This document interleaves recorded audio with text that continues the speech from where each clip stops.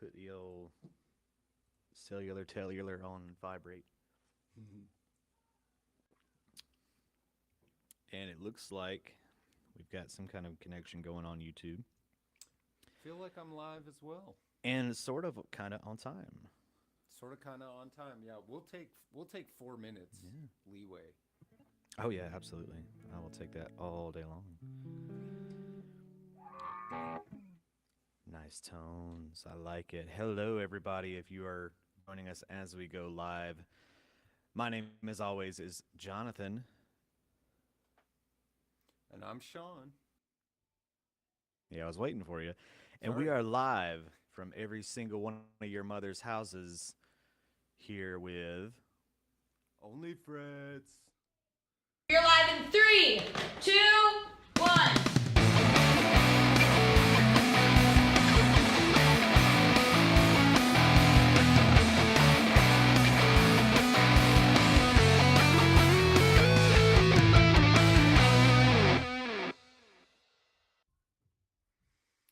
Very nice. Still have to change our logo in the intro, but hey, Yeah, it well. is what it is. I'll get all around good. to it when I got time. Yeah. Yeah. Jonathan, what are you holding, bro? So, the subject of one of my topics today, it's my 50s standard Les Paul. Love this bad boy or girl, whatever you want to call it.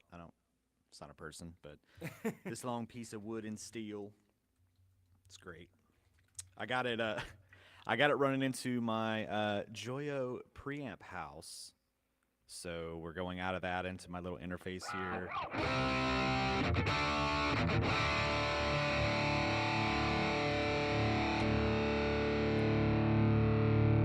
Does it clean up? I don't even know if I. Who cares? Oh yeah, it does.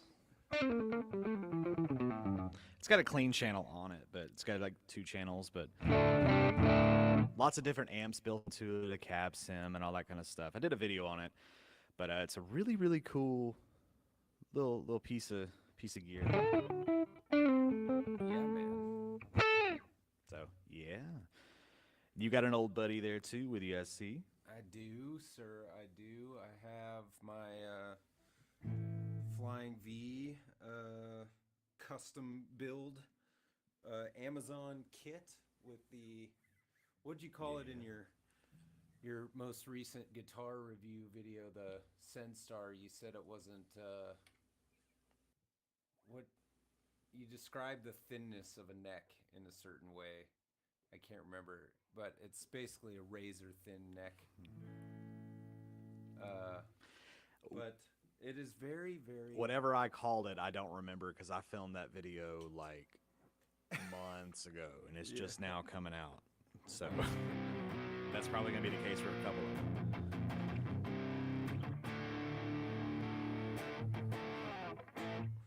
Very, very sweet tones, and Nice. don't sleep on the Roswell Harley Benton pickups either. Really, really nice. Yeah, like kind of a random thing for them to be so nice, you know? Yeah, I mean, shoot, you can get a lot of pickups on Amazon that are somewhat decent to me, as long as they don't squeal and the output is good. That's a good pickup. I don't care how much it costs. Yeah, those Fleor pickups, it's like FLEOR or whatever. Yep. Very popular Yep. brand on Amazon. And they're like super duper cheap as well. So pretty cool. My years ago, my Jackson V, I put some Wilkinson pickups in it, and I remember this was years ago. I got the set for like $30, and they were good. I've still got the neck one. I don't remember what happened to the bridge one. I think I put it in something else. I don't know, but it's got a Seymour Duncan in the bridge now, so Good old Seymour you Duncan. know, upgrades and such. Yeah. Yeah. I have So- the Seymour Dunker, and I freaking love those things. They make a real nice pickup over there. Yes, they do. And really quick, I would like to address like what happened last week. Oh yeah. So about like 30 minutes, 40 whatever into our stream, I just kind of went bye bye. Yeah. Apparently, the tower in our area, because I live out in the boonies, the tower in our area was under construction to make things faster and better, which thus far I've noticed a bit of a difference, so kind of worth it. But I'm on T-Mobile for both my phone and internet, so everything went down. So and I was still Lights out, working, baby. like I was on my lunch break and had to, yeah, and I was on my lunch break. So like after this, I'd have to go back to work. But I'm like, well, how do I do that? I figured it out, but it was just a pain. But hopefully, fingers crossed, we can get some traffic like we had last time. Because last week it was bumping over here. I really, really enjoyed all the views and everybody that was around and everything. So Yeah, that was definitely a bit of a surprise, and I'm not gonna lie, your boy was a little lost without you on the tail end of that thing. So I'm glad that they got all that sorted out for you. Yeah. And quick, what up to BBM, me Mark too. Spurgeon, and Randy Tritt. Speaking of bros hanging out on live stream, you Cool, got anybody dude. over there?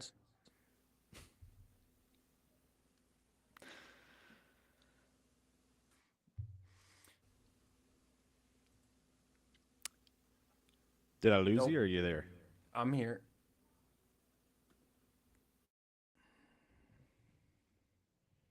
Uh-oh. We have a delay. Yeah, just a little bit. It's All not right. bad. No. But anyway,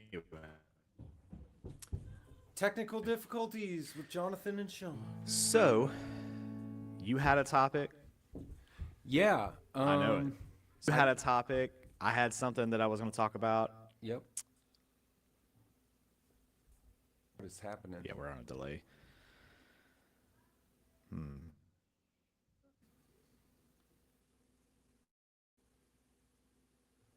not sure what's going on, brother. Bear with us here, folks, while we figure this out. Yeah, it's never ending.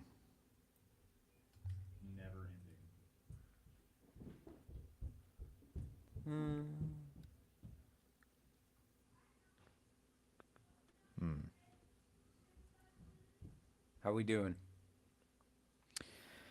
I can hear myself on your end, and it's on like a 2 or 3 second delay.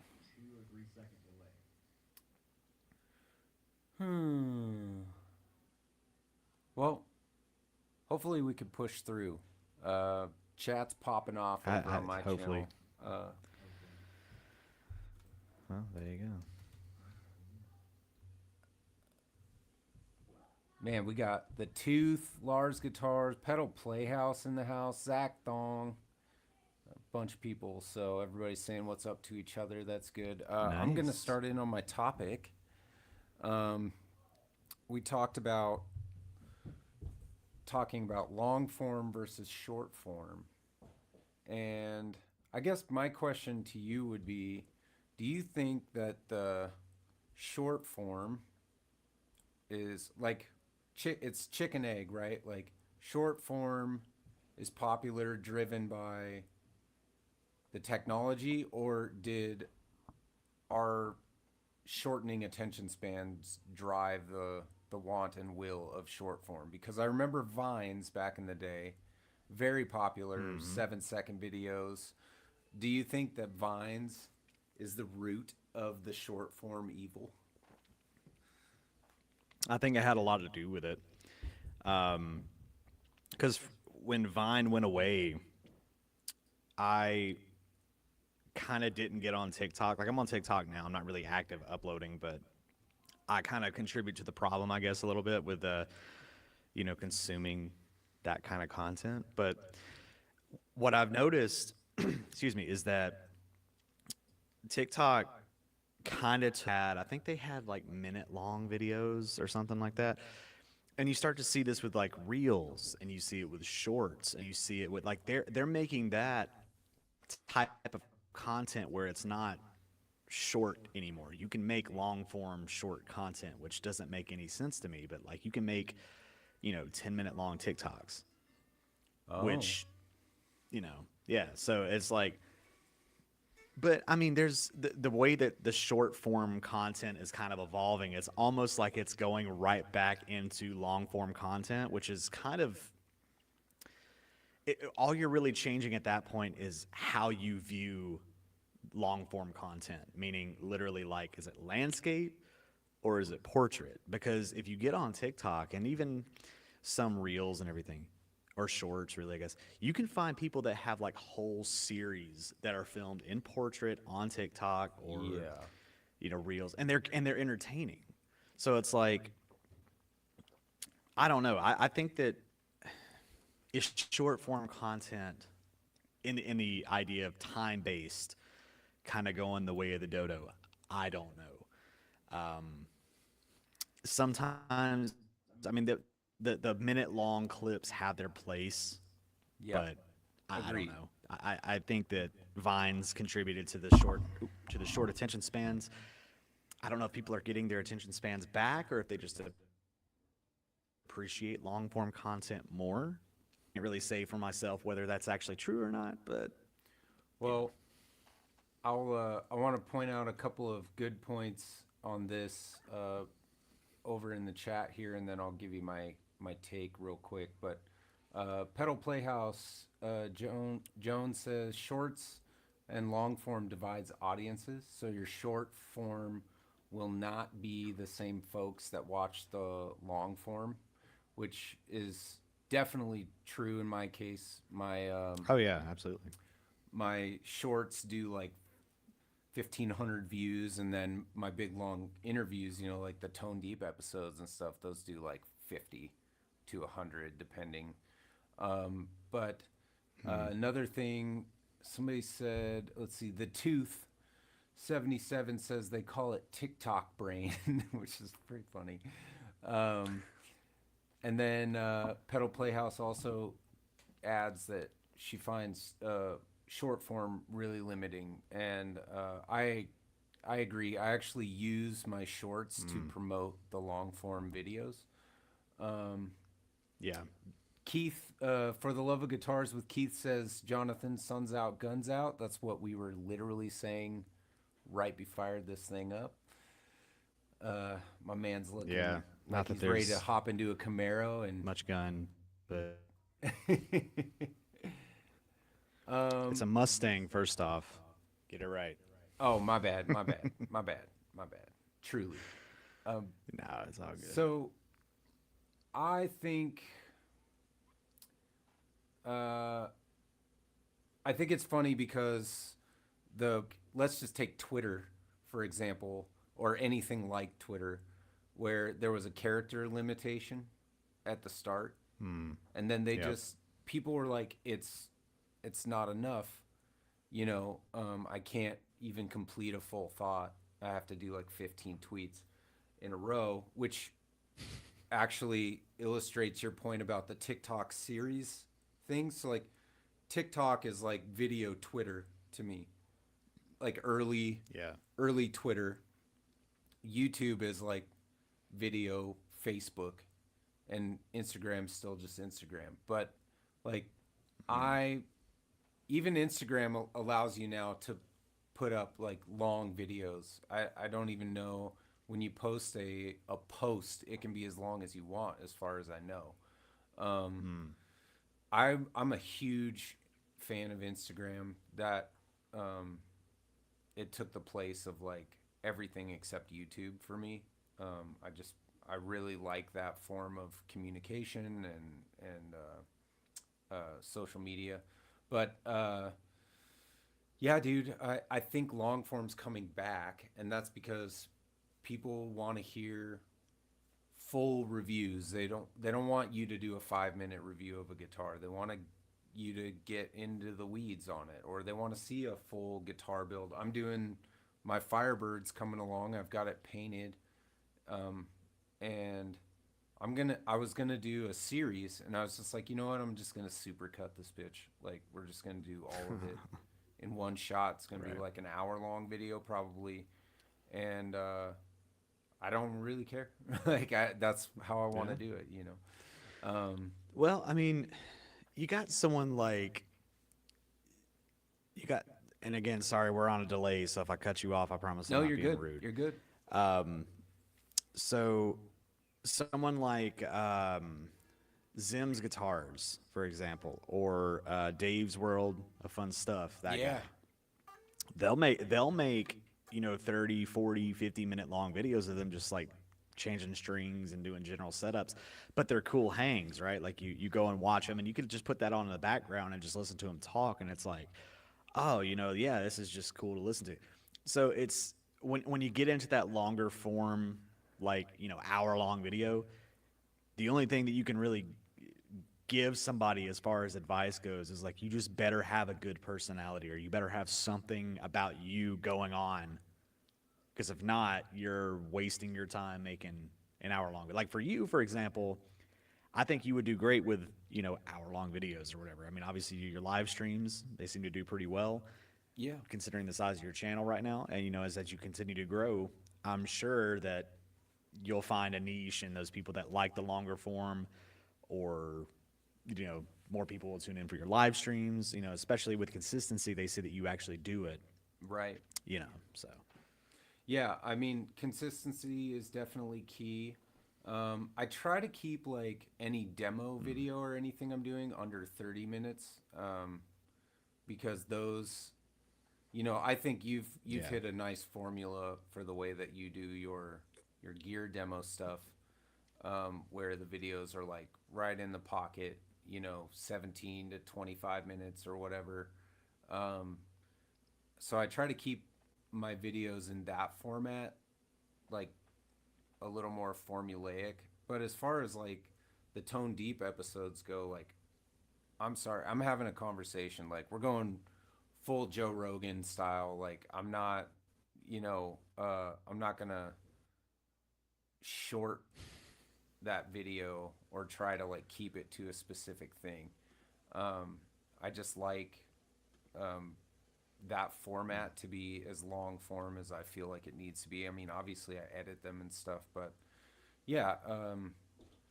So it Yeah. is kind of hard. We've talked about this in previous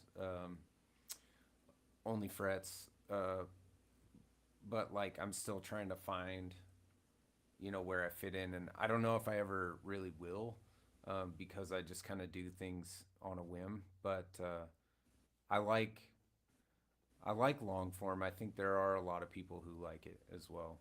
But Yeah. shorts do serve a purpose, you know.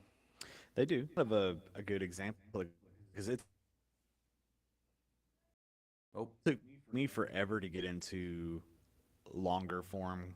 I think it's because at one point in time I was just like, I just want an answer and I kind of want it now for something or other. But what kind of excuse me, what kind of got me into longer form content, honestly, is watching the Andertons channel. yeah, Back in the day, because they did it right. They were entertaining. They were obviously both Bob Chapman and Lee Anderton, and then Bia would come on there sometimes, and Danish Pete and all them. yeah, Even all the other other people that they have on there that are smaller channels in their own right.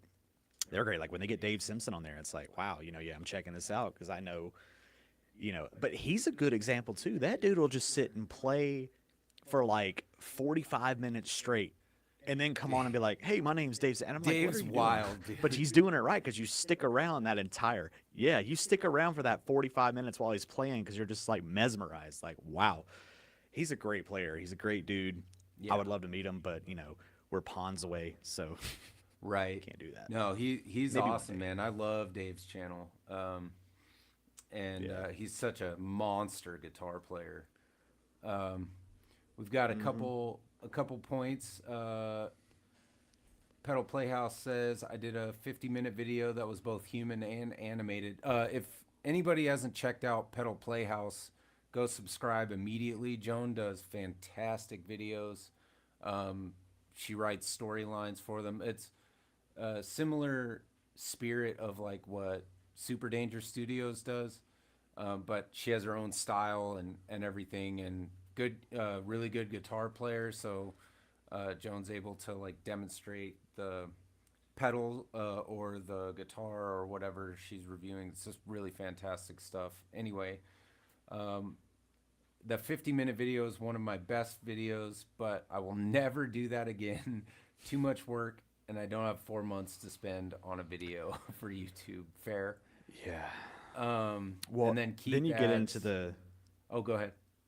I was gonna say just with that, then you get into the if it doesn't pay off, you know, you spend 2-3 months working on a video that long, Yeah. and then you get 100 views on it. It's like, I don't want to. Trust me, I've been there, done that. I'm like, I'm not doing this type of video at least for a long time if I ever do it again, because it's like, it got 200 views in a month. Like, no, it's not. Yeah, and I guess that's also like the difference between like tone deep or like doing like a podcast interview format is that the goal for me for those is not the views. I want to talk to the person I'm talking to. I'm sharing that on YouTube, but Right. like those are for me, like 100% of the time. Like, and so, Yeah. so I guess that also depends on like what you're doing. Is this a sponsored video? Did a pedal company send you something? And not that there's you expecting from yourself that you're holding up your end of the bargain, because that's part of the deal too, is you want to be a person that they want to send something else to down the line. So you need to kind of make sure that it fits I don't want to say the marketing vibe, but that's kind of what we're all doing here to some degree or another.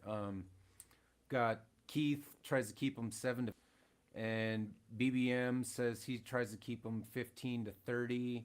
He did a 40 because he got long-winded. That'll happen. And then, yeah, lots of good conversation. I probably shouldn't read every single one of these, but Jade says I'm not interesting enough for more than a few minutes. That's not true, bro. And yeah, what up to CD Nelson, Jimmy Biter, and all the other folks over here. So anyway, yeah, I think there's a place for all these videos, long form, short form, whatever. It's gonna find, Oh, yeah, you know, the algorithm's gonna find the people it needs to get to for sure.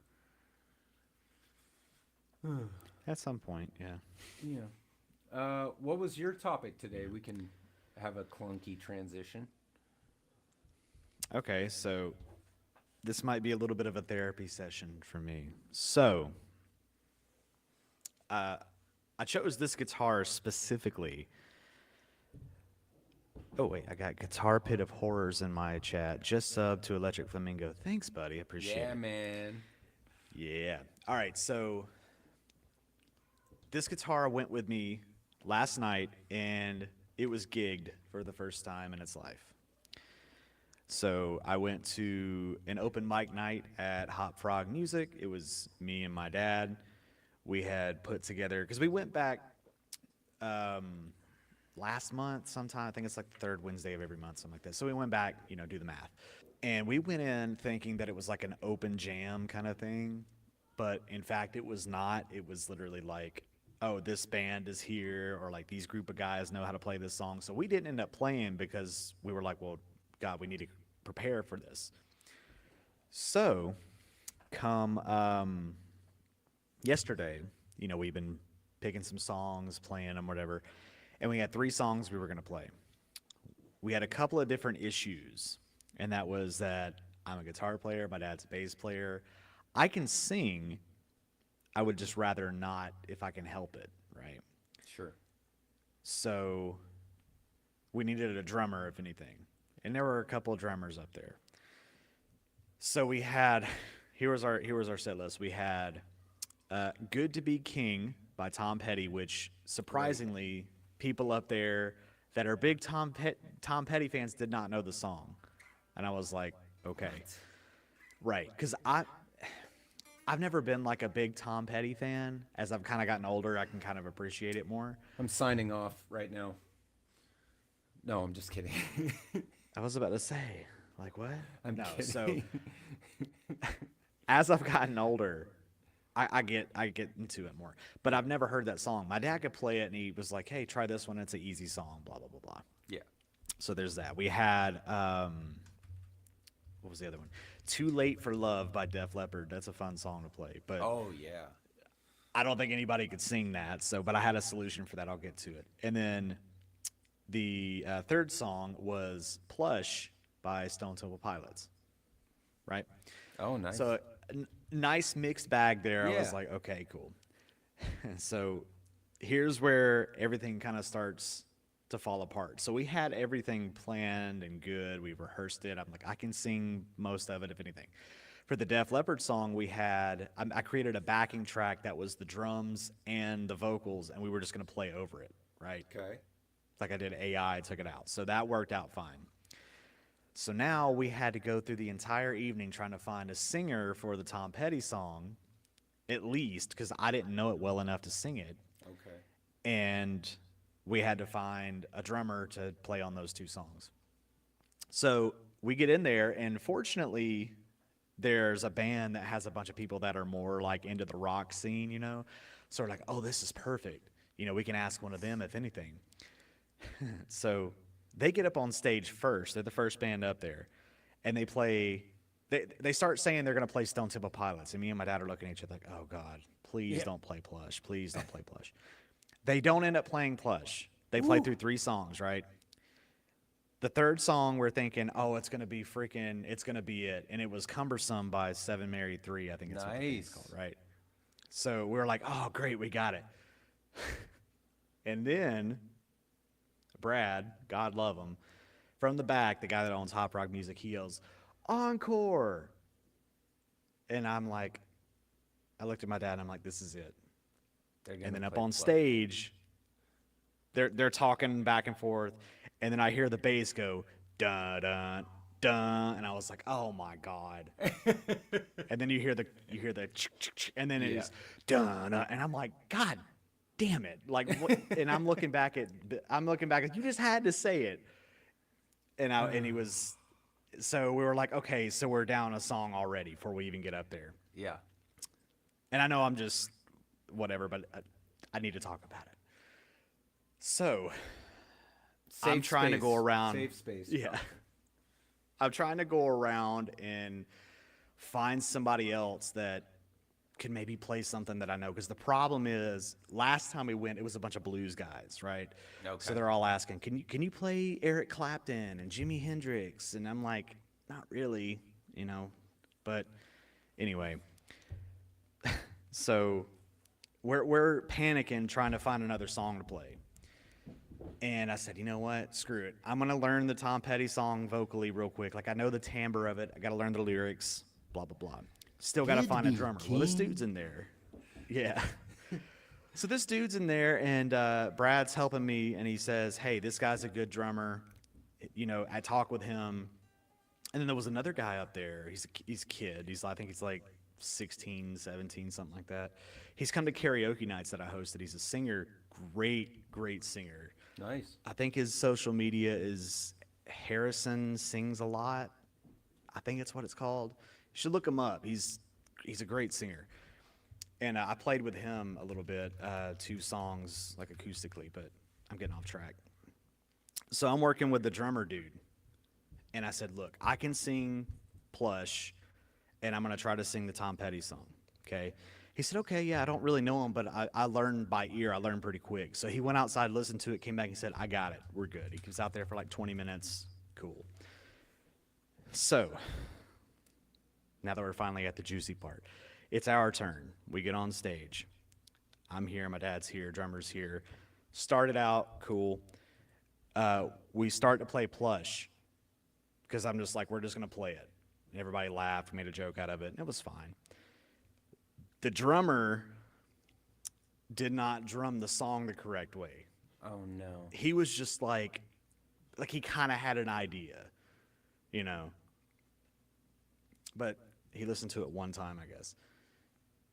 And he was kind of rushing it, and I was like, God, drummers. Okay. So we fumble our way through that. Then I say I'm gonna play the Tom Petty song. I say, okay, yeah, we got a Tom Petty song, and I was making jokes with the crowd, like, how does nobody know this song when y'all are all Tom Petty fans? I get to the first chorus. It's going well. But before the first chorus hits, there's just a right, and then it goes into the chorus. No drums, no nothing. This dude just keeps playing, so I lose my time in my head, and I'm like, where are we at? And I kind of look at my dad, and he hits, and he starts playing, and it just falls apart right there on stage. So I'm just like, so I just look at him, and we're just standing there looking at each other. I'm like, well, we're not doing that song, so we'll go on to the next one. Oh, no.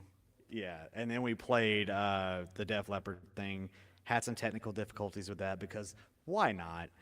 And as we were playing that, there were people in the back walking out the door, and I don't know if it was bad timing. Like, we played it well. It's just it was a little weird because it was, you know, the recorded vocals and drums and stuff. It was whatever. And yeah, I was just like, so this is great. So we absolutely bombed open mic night, and to getting to that point, like, I don't know, do you find that as like a humbling experience, and how would you handle that? Because we literally were just like, thank you, and walked off because I'm like, I'm not doing this. Okay. So I'm reminded of an incident in a band. So I had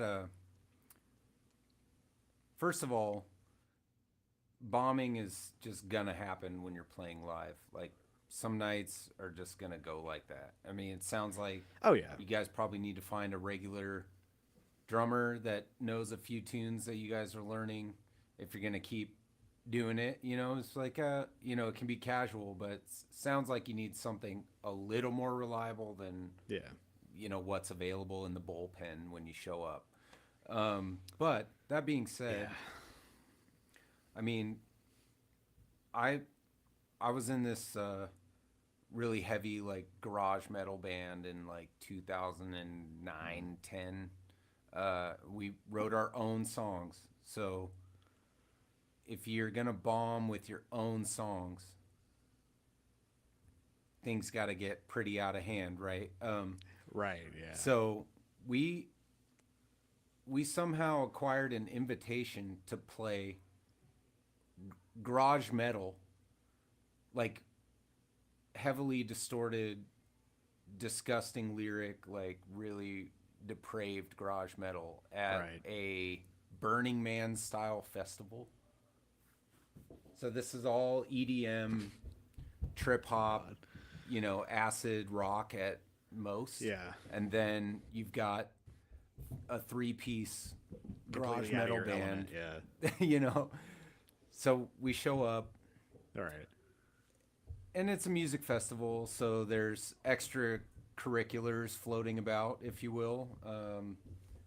Strictly off the books style inhibitors, or what would you, you know, there's things going on my tongue, and some partaking. Yes, there's some partaking about, if you will. And we had to play at this pavilion, so it's just like, you know, a pole barn style kind of a thing. And we didn't know this, but there's no tech person. There's a board and lighting and you do it. So we take all our stuff up to, and I just lost Johnathan. Hopefully he'll come right back. Are we back? Am I back? You're back. Anyway, we take all our so like we had to get all our gear to the pavilion, but I'm inebriated heavily, like seeing things and stuff like that. And then we're trying to drive my Isuzu Rodeo up this path to the pavilion so we can unload and like set up for the show. And there's all these people on the road, and they're just like, and this is probably half in my mind, but there's people like looking at me like I'm the devil because I'm driving on a path people are walking on. But there's only one way to get up there. So we get up there, we somehow make things up, and all of us are just tripping at this point. So we're trying to like set up. We fumble around and figure out how to. I don't know where the light switch is. I can't find it. Like there's nothing going right at all. And we get set up, and we turn up the music, or like turn up, just crank everything up, and we literally do like 2-minute versions of all of our songs. And I think we played for probably a total of like 15 minutes, felt like an absolute eternity. And we get through like the first 2 songs, and some guy goes back behind the stage and turns the light on and looks at me like, "Did you not know this was here?" It's like, "No, dude, I don't work here." Like, so he like flips on the lights, and all the lights come on, and I was like, "Oh no," like they can see me.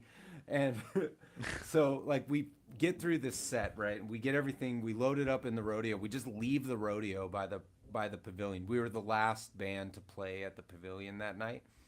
So like lock the doors, and then we go over to where they're starting the burn of the Burning Man.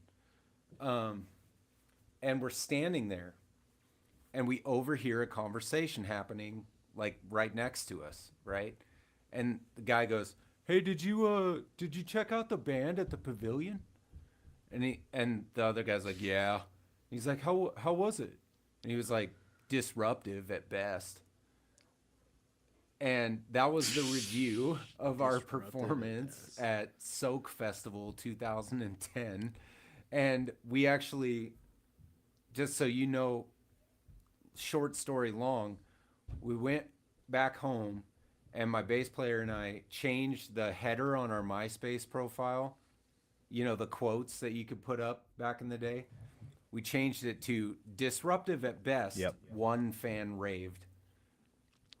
And so, I think, Mark says, "Let the old guy handle this. Who the fuck cares? Just learn and move on." That's how I always looked at it. Like, if I'm going to bomb, like, whatever, I'm going to go out in a blaze of glory, and any criticism that comes my way because of that is going to be highlight, Yeah, and that's kind of what I said. I was like, look, I haven't played live in a long time. Right. I've not played live in a while with other people. You're shaking off the rust. Exactly. And my dad's it's been longer than that, because he was in a band when he was, God, younger than I am now, probably about my age, something like that. Right? He was in a band a while back, but so it's probably been since then that he's played, and he was nervous about it and stuff. And I'm like, yeah, no, I get it. I wasn't as nervous about being in front of people, because I'm kind of with like my DJ side hustle thing that I do. So it was more or less getting up there and like, let's just hope everything works. That's what I was nervous about. Yeah. But yeah, it's exactly that. It's like I was talking to the band that played first, because we all became quick buddies after we were like, "You stole our song," kind of thing. Yeah. And I was like, it's just, at this point, it's just paying dues, Yeah. I'm not playing empty rooms, because I know that's the old saying, you pay dues playing empty rooms, but it's like, no, funnily enough, it was a very busy night. It just so happened to be a very busy night last night. They usually get pretty good turnouts, but there were a lot more people there than I remember seeing. So I'm like, of course, we got a bomb in front of like one of the bigger crowds, right? Dude, so, that was the same for me at that festival. Like, I was not expecting anybody to be there. And there was like, the whole pavilion was full of people. And I was just like, and I was just fried. It was so bad, dude. Don't do those things, kids. That's not good. And honestly, if we would have been at least like in our right minds, even if we were inebriated in some fashion, if we'd have been in our right minds, we could have played that show. We probably could have found the lights. probably would have figured out a better way to get the stuff to the pavilion or done it earlier or whatever. We were just having too much fun. So that's another like sort of lesson in the thing is like if you have, you know, let loose a little bit. But yeah, it's it was a learning lesson, and like Mark said, you just learn and move forward. Oh yeah, no, it's Want to say quick what up to Brian at Searching for Tone. He says, "Did we decide shorts suck? They attract more bots than subs." I think we decided that there's an audience, robotic or not, for every format. It's just AI learning to try to be human. That's all it is. Yeah, all we're doing they is watch short form content, so we'll watch it and comment too. Awesome video on this video that is not awesome. Like, yeah. It was like literally make one that's terrible on purpose and just see what the bots have to say about it, you know? It's overwhelmingly positive. Yeah. No, that's This funny. video of me eating a live kitten. Great video. Like They literally, shorts are there to serve for a channel trying to grow to achieve watch hours. Like, yeah, pretty much. that's what you get out of it is like watch hours. But here's the thing though. You are if you're looking to go viral, yeah, that's where you want to be at, Right. is short form content. Because how many times have you been like, you can do TV shows saying like, oh, there are quotable moments or they're like moments that you whatever, but with this revolution of like streaming and stuff and people watching YouTube as their like primary source of television, if you will. yeah. You know, you don't have TV show quotable moments anymore. You have, you know, social media quotable stuff or memes, Check out this you know, meme. stuff like that. Yeah. Exactly. It's all memes. Yep. There are so many, like Vines, you know, that's a great example. There are so many quotable Vines, right? Like, you can just spend all day quoting Vines. And like I said, if like you said, it's looking to grow and get more views and stuff. That's a great way to go. If you can create one viral moment, that's generally all you need to kickstart it. You just have to not ride that wave and either continue to do the same thing necessarily, like don't beat a dead horse kind of thing, Yeah. or learn what audience you've attracted and what they like and kind of build on it, because that's the problem. People go viral one time and that's usually their star's very bright for, you know, a very short time. Not that Well, I would know, I've never gone viral, but you know what I'm saying. I do. And you know, speaking of here's a really good example. Okay. So does everybody remember I'm gonna curse right now just for anybody who's watching with their kids around, but do you remember the Vine where it was two guys laying in a bed and it was go suck a dick, suck the fucking dick, suck a dick, and then it cuts to the other guy goes suck a huge or small dick. So that guy, that the two guys that made that video, the one that it cuts to with the really good voice, his name's Dustin Hatzenberger. Mm-hmm. He actually is really built different in terms of singing. I'm dropping his YouTube channel in. So like I saw that Vine or like a replay of that Vine on Instagram. You know, they do those 365 days of whatever Vine that they're trying to honor or whatever. The compilations. And so there was one with that guy and I was like, oh, I remember that Vine. And then I was like, man, that guy's voice is really good. And I kind of like went down a rabbit hole one night and I found his YouTube channel. Holy crap, dude. Like he made an album like a long, you know, like maybe 10 years ago or whatever. He covered like Somewhere Only We Know by Keen. He covered Someone You Loved. He covered like, I mean, he has all these covers. He did a Christmas album, which is fantastic. Like really good. I mean, I'm not a huge Christmas music person, but on Christmas Day, I will listen to Christmas music. And that's like literally my, of course.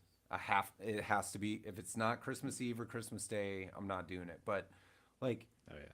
this guy is really, really good, and like, he has like 35K subs, like, but he was so viral on Vines for those Vines videos, and specifically Yep. that one. And you're like, how does he only have, like, how did he not blow up? You know, and it's because a viral moment doesn't always equate like long-term success. Oh You yeah. could be a one-hit wonder, you know. Yep. And so I think that's a problem, because he has all of these 5 to 10 minute videos of him singing beautifully, perfectly, amazingly. Nobody's seen him. Not really. Not like the way that his vines were popular, you know. And I think he Yeah. owns a whiskey like company in California now, and you know, he's not even doing music, and you're just like, golly, dude, I would kill to hear that guy sing live, you know, at a concert or Right. something. And you know, it's just viral Right. doesn't always equal successful. But I'm sure he got a lot of money from, Yeah, and that's you know, ad yeah, money. yeah, and that's one thing that if you listen to someone like the vidIQ channel, you know, if you're like learning YouTube tips, that's a lot of what they'll tell you to do is they'll say, don't try to go viral. If you do, if you happen to, cool. And I kind of agree with that sentiment, maybe in a way, different kind of way. It's because if you do go viral, and you're just kind of being natural to yourself, it's not forced. It's not like you're trying Yeah. to get a laugh out of something or whatever. Yeah. It's so much more organic, and that's when it's beneficial to you to go viral, because if you go viral and then people start saying, oh, he's got to have other organic, kind of like it's you, Right. you're more likely to it's more likely to stick, right? But yeah, people that force virality, Yeah. is that the word? Something Yeah. like that. Yeah. Yeah, those are the people that fall hard. They'll Yeah. they'll go up real quick, and then it's just, and they don't do anything else. Yeah.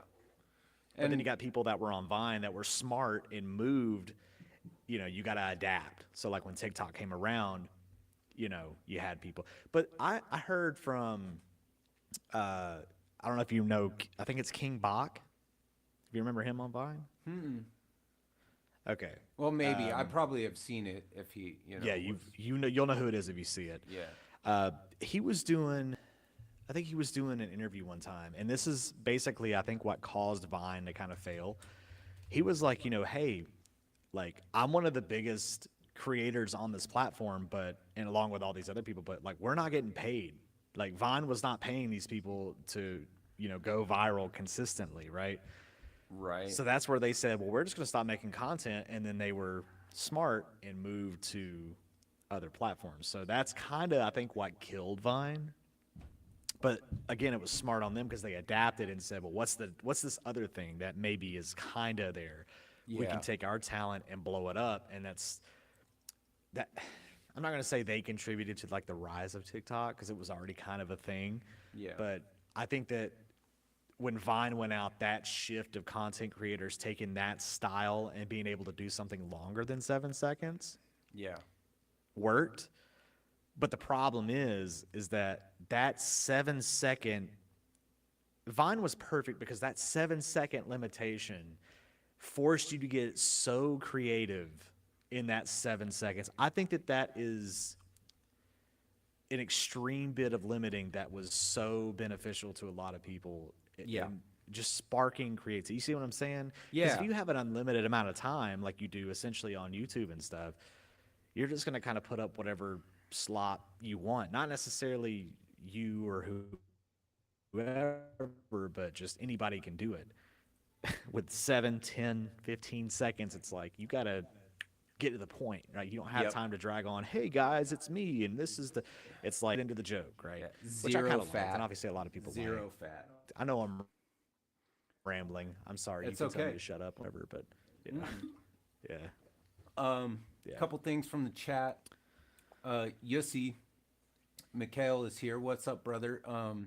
He says 13 years on YouTube, 8,500 views, and I'm happy with my stats. Proud even. Yeah, I mean, we don't all have to be Paul Davids or Tyler Larson or whatever. It's more about like the support and the people you have around you. I am gonna drop. Yussi and I did a song and a music video together recently. I'm dropping that in the chat.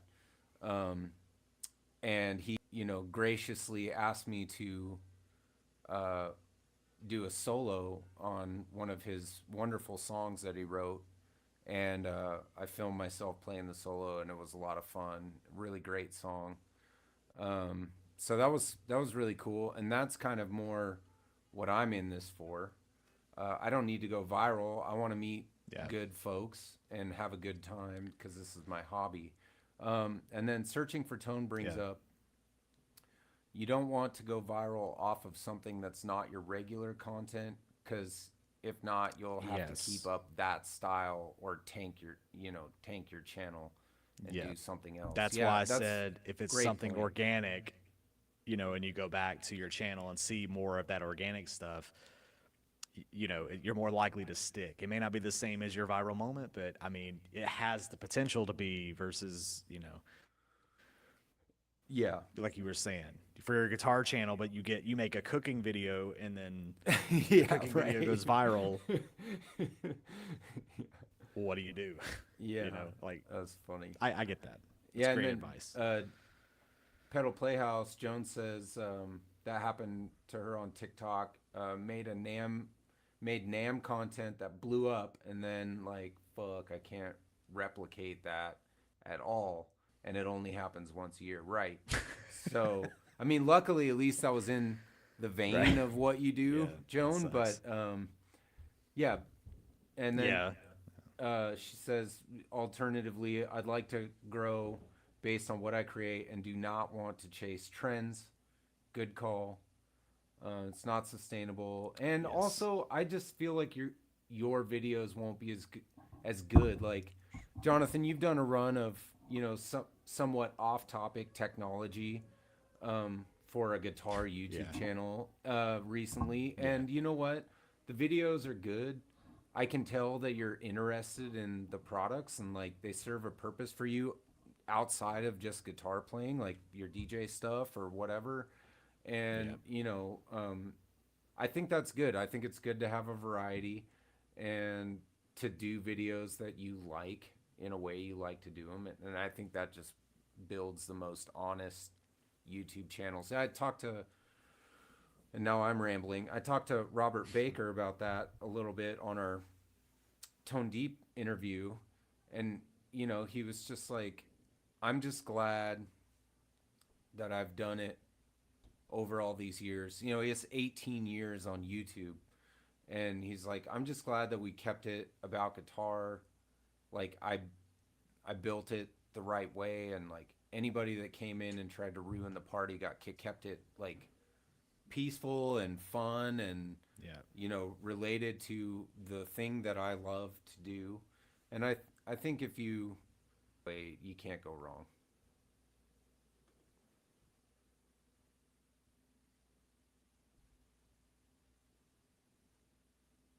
You there? You there? I'm here. Are you here? Okay. I am here. Yeah, you're cutting in and out. So I'm sitting here like, where are you at? Oh, man. My bad. Yeah. That's all good. It's all good. Yeah, no, it's an onion. You got the layers and all that stuff, but yeah. So as long as you keep it fun, that's what I've always said is the end result of all of that. Just 100%. Be natural, have fun, Yep. So, Johnathan, what do you got coming up this next week, say? I think I'm kind of done with all of the sponsored stuff that I had. I have a couple things coming, but there's been a long enough break in between where it's let's see. Sorry, I always like to bust this out and just see what's going on here. Yeah, so it's gonna start getting into a bunch of my older videos that I've recorded, but couple of reviews, couple of different interesting things. So more of kind of the same but different in a way. And then I'll have sponsored stuff. I've got a couple of topic videos that I would like to try to film at some point, but I've got to find the time to do it because between work and kids starting back school and being on a band committee, like a booster committee, and side jobs and just all of that, it's like, ugh. So by the time it comes to like actually film a video, I'm just like, I just kind of don't want to do it right now. Yeah. Which again, that's the benefit of being your own boss with this thing and doing it for fun. It's just like, it's like I always say, I can just stop doing this tomorrow and no one can yell at me for it. No one can make me feel bad for it. It's like camera off, never turn it back on because it's my show, right? Yeah. I can do whatever I want with it. Yeah. So, I'm not at that point yet where I want to do that. I'm just kind of at a point where it's like I need life to slow down a bit so I can put more time into this, when need be. But that is part of the reason that I filmed so many months ago and scheduled them, because if I do need a break, I can just stop doing it, but content still keeps going, and I appease the ever-changing algorithm and plan ahead. That's what I have to say. That's What my is, advice. Plan ahead. What's that guy, Colin at Science of Loud? He always says the ever-changing whims of the YouTube yeah. algorithm, the ever-changing whims of the YouTube algorithm. I love that phrase. But yeah, it's Sounds a lot better when he say it. Of course, yeah. Got that actual Scottish accent. I am a Mick, but I'm not born and bred, so I'm watered down. But for me, coming up is I'm still working on the Firebird, so that's happening. I don't really have anything in the hopper, but I may do like I started that like series of all my guitars or whatever, and I haven't shot a video on those in a while. So I might do like this one, or cover one of my guitars and just make an excuse for myself to jam on one of these beautiful instruments. But right now I'm just working on the Firebird, and then a big long video for that will come out. And I've got my live stream tomorrow night, super late, probably around 9 or 10 p.m. Pacific Standard Time, and we'll be hanging out. And we've been on the live stream. We've started doing this thing where like I'll play for a little while, and then as I kind of get bored of hearing myself, we'll jump in and like play somebody else's, somebody in the chat has like a new song they're working on, or they took a video. Randy Tritt did a concert, and he posted some videos of himself playing a show on 4th of July. We watched that. So we're kind of sharing a little later in the pod. I recorded a solo last week for another one of USC's tracks, just for funsies, and just kind of doing music stuff on the live stream. And I kind of wish you were West Coast time so you could join us, but it is what it is. No, I'm thoroughly asleep by the time you start up. Oh yeah, I know. I know it. So. It's like literally you'd have to wake up early to make my podcast. Puppy Badass, what's up? Real quick, just want to thank all 13 people in the chat right now. Appreciate all the insight and added points to our conversation. Yeah. Good day, dude. We didn't have any, nobody died on the stream. I know, other than a couple of delays and a couple little cutouts. I mean, I'll take that. Yeah. I would rather not have it, but maybe by episode 20 we can have a celebratory. We have no more technical issues, but I doubt it. I'm really thinking about trying out this EV Mux program. It's like $25 a month. I might pay for it and just for like the first month, or like if Yeah. they have a free trial or something, we could try it on the next stream and just see if maybe Video Ninja is not like the best way to do this. I like it, but maybe I we think can the way keep that we're everything doing, use EV Mux instead of yeah, you know. So I might because try it out. the way that we're doing it literally is like Sean's a director. He sends me like his streaming link and my streaming link from his, and then you got to put it in OBS. Is that like it's going through so many channels, I think, but that's the Yep. only way we can get it to work. That I think it does put a little bit of a delay and strain on like the network and stuff.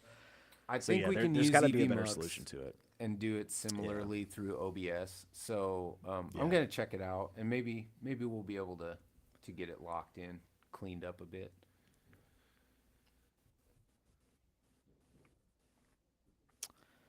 Who knows? We can hope. But I think it's getting to be about that time. It is 3:06. Oh my!